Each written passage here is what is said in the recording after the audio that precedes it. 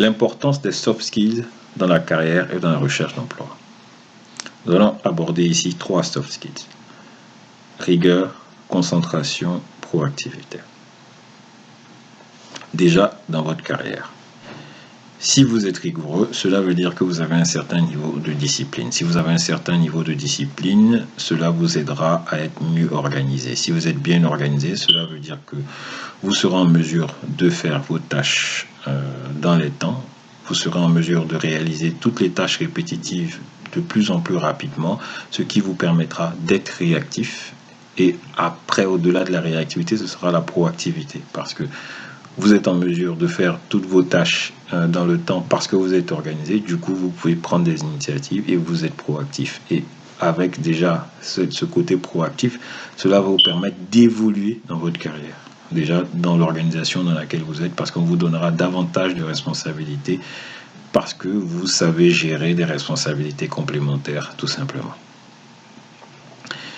Ensuite, cela va vous donner la confiance en vous nécessaire pour aller au-delà, pour aller sur des postes plus importants et même pour postuler. Donc maintenant, on arrive au sujet de la recherche d'emploi. Comment ces points vont jouer sur votre recherche d'emploi?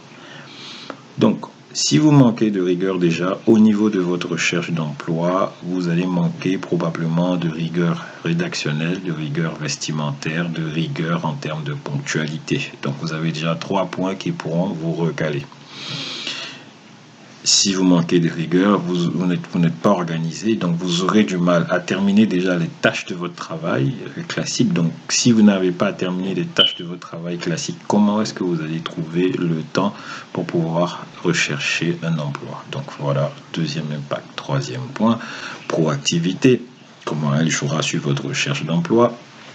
Lors d'une recherche d'emploi, vous êtes toujours en compétition avec d'autres candidats. Donc, les points qui vont faire la différence, ce sera vos réalisations significatives. Qu'est-ce que vous avez fait de plus que ces candidats?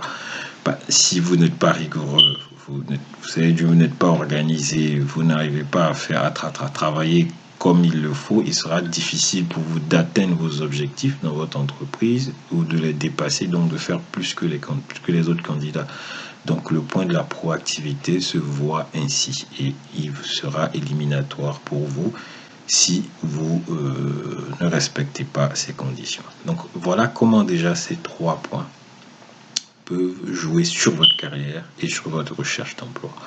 Maintenant, comment faire pour pouvoir garder la rigueur, le sens de l'organisation et la proactivité? Pour ça, il faut avoir des objectifs.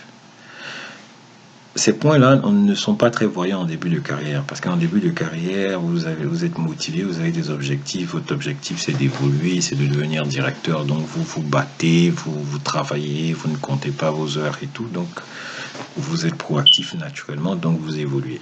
Maintenant, une fois que vous évoluez, que vous avez atteint le poste de directeur, ce qui se passe en général, c'est que les cadres ne savent plus comment aller à la prochaine étape. Donc, ils commencent à s'endormir. En plus, on s'embourgeoise un peu. Donc, on n'a plus d'objectifs, donc on a du mal à garder de la discipline, à être rigoureux, on a du mal à s'organiser, on a l'impression que finalement vous courez après votre vie et ça finit par se savoir, votre employeur finit par se séparer de vous. Le nombre de cadres qui autour de 40 ans, entre 40 et 45 ans, se font libérer par leur employeur est croissant. Donc, on va faire court. Fixez-vous des objectifs professionnels jusqu'à votre retraite. Cela vous permettra de garder la motivation au quotidien, de continuer à être rigoureux, d'être organisé, d'être proactif, de prendre confiance en vous, d'évoluer dans votre job, de réussir vos recherches d'emploi, de réussir vos entretiens et de vous épanouir in fine. Merci pour votre attention et bon courage.